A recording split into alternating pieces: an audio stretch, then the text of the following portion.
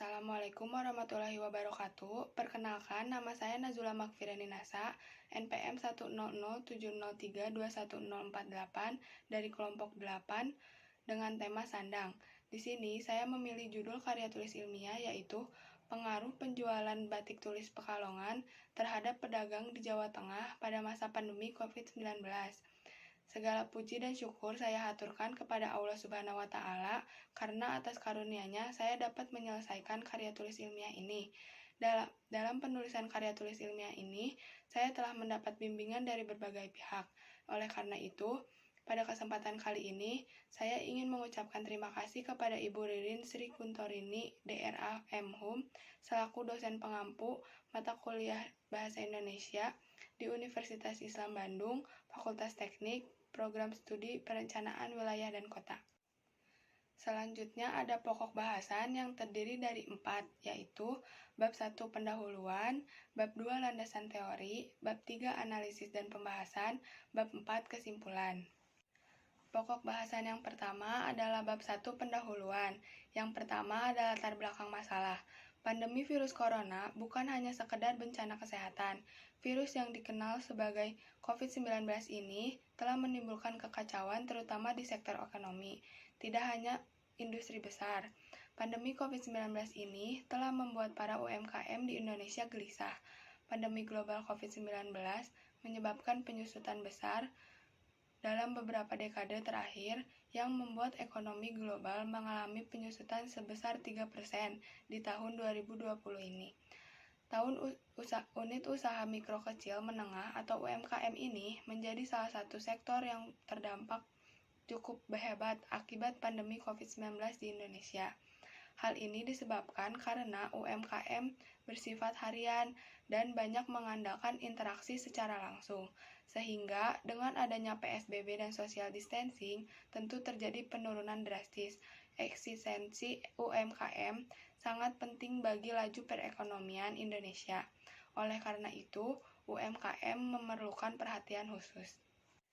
Selanjutnya ada identifikasi masalah. Berdasarkan latar belakang masalah yang tadi sudah dipaparkan, dapat dirumuskan beberapa permasalahan sebagai berikut.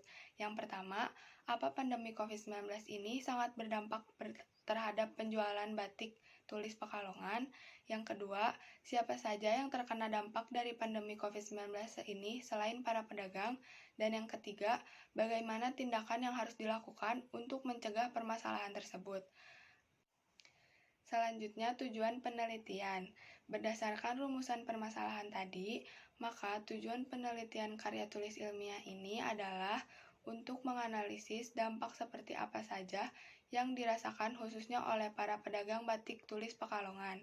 Lalu, untuk menganalisis dan memperoleh data pekerjaan apa saja yang terkena dampak pandemi COVID-19. Dan yang terakhir, untuk mengetahui apa saja tindakan yang seharusnya dilakukan oleh pemerintah dan para pedagang itu sendiri dalam mencegah permasalahan ini terus berlanjut. Selanjutnya, manfaat penelitian. Penelitian bermanfaat tentunya untuk menambah wawasan. Penelitian ini juga diharapkan menjadi sarana pembelajaran yang bermanfaat dalam pengimplementasian pengetahuan lebih luas mengenai bagaimana penyikapan yang harus dilakukan saat dunia sedang maraknya diserang virus COVID-19. Selanjutnya, bab 2, landasan teori. Yang pertama, definisi pengaruh. Menurut KBBI, definisi pengaruh adalah daya yang ada atau timbul dari sesuatu, baik orang maupun benda, yang ikut membentuk watak, kepercayaan, atau perbuatan seseorang. Yang kedua, definisi penjualan. Menurut Basus Swasta, definisi penjualan adalah suatu proses pertukaran barang atau jasa antara penjual dan pembeli. Lalu yang ketiga, definisi batik tulis. Definisi batik tulis adalah peninggalan teknik di dalam pembuatan batik yang paling tradisional. Pembuatannya dengan menghias kain dengan tekstur dan corak yang menggunakan kanting. Lalu yang keempat, definisi Pekalongan. Kota Pekalongan adalah salah satu kota di pesisir pantai utara Provinsi Jawa Tengah.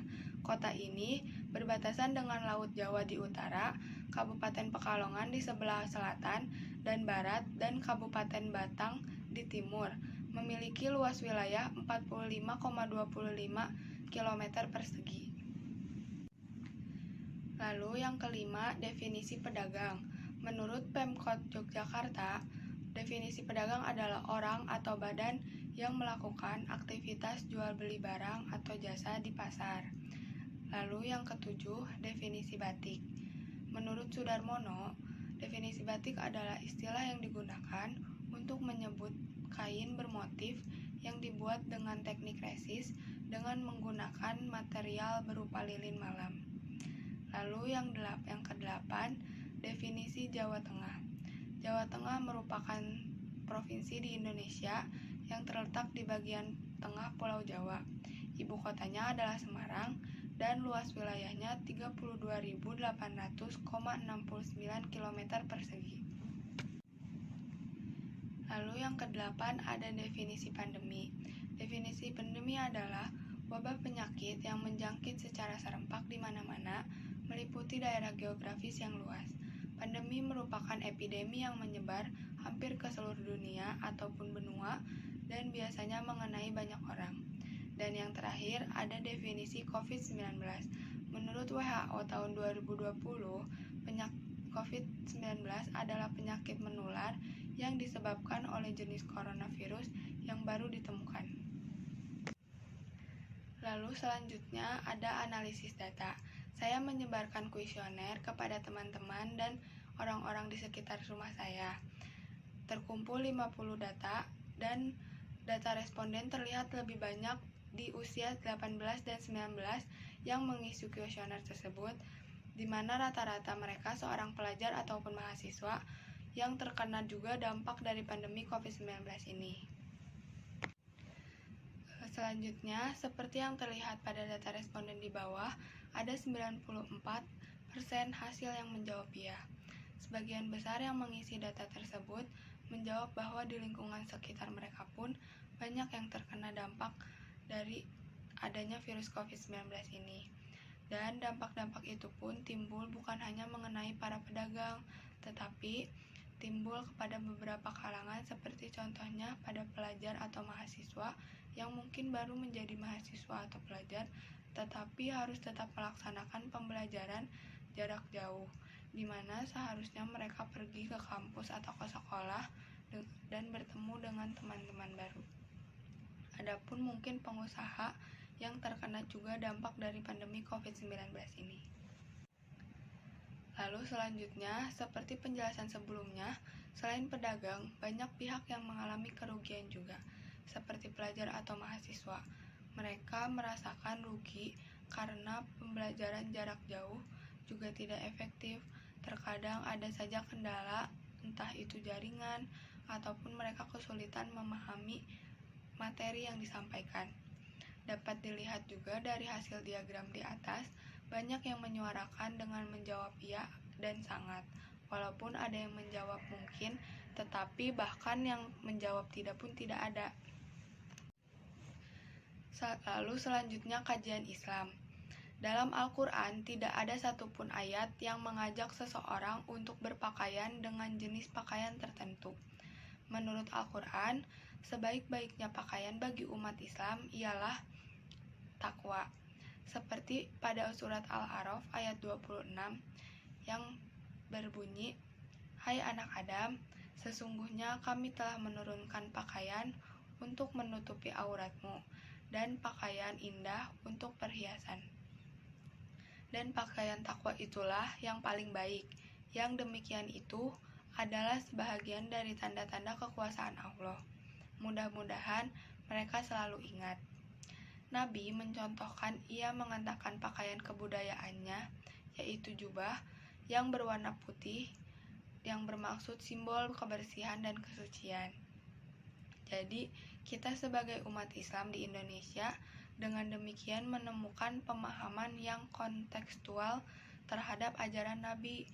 Jika Nabi mengenakan jubah sebagai peneguhan identitas kearabannya, maka semestinya harus dengan bangga kita juga memakai batik sebagai identitas bangsa Indonesia, sehingga ada nilai kesunahan saat kita memakai batik. Namun nilai kesunahan itu bukan terletak pada pakaiannya, melainkan peneguhan identitas kebangsaannya. Selanjutnya ada hasil pembahasan. Berdasarkan analisis data hasil respondennya, memang banyak pelajar atau mahasiswa, namun tidak sedikit juga pedagang. Dari hasil analisis tersebut, dapat disimpulkan bahwa keadaan pandemi COVID-19 ini sangat merugikan berbagai pihak, entah seperti penulis sebagai mahasiswa, pedagang-pedagang yang ada di lingkungan sekitar pun terkena dampaknya, khususnya pedagang batik tulis Pekalongan ini. Banyak dari mereka yang mengeluh karena hasil penjualan mereka tidak seperti biasanya. Mereka juga mengadu kepada pemerintah karena memang jumlah kerugiannya tidak sedikit. Belum lagi batik tulis selalu banyak saingannya. Dan sekarang sudah zaman modern di mana batik dapat langsung diproses dengan cara printing. Dari situ, masyarakat sekitar juga perlu diberi himbauan atau wawasan lebih mengenai batik tulis. Lalu yang terakhir ada bab 4 kesimpulan. Para pedagang mengalami penyusutan penghasilan semenjak pandemi COVID-19 ini. Pemerintah pun harus memberi masukan atau saran seperti apa ke depannya agar para pedagang tetap bisa memenuhi segala kebutuhannya seperti biasa. Adapun beberapa strategi yang dapat dilakukan, seperti contohnya mulai mengenal situs-situs jual beli online. Jadi para pedagang bisa memanfaatkan smartphone-nya masing-masing untuk menjual batik-batik secara online. Seperti sekarang sudah ada Shopee, Lazada, Tokopedia, dan lain-lain. Masih banyak strategi lain yang dapat digunakan oleh para pedagang untuk tetap bisa melakukan pekerjaannya walaupun di dalam rumah. Mungkin cukup sekian yang bisa saya sampaikan mengenai karya tulis ilmiah ini. Mohon maaf bila ada kesalahan.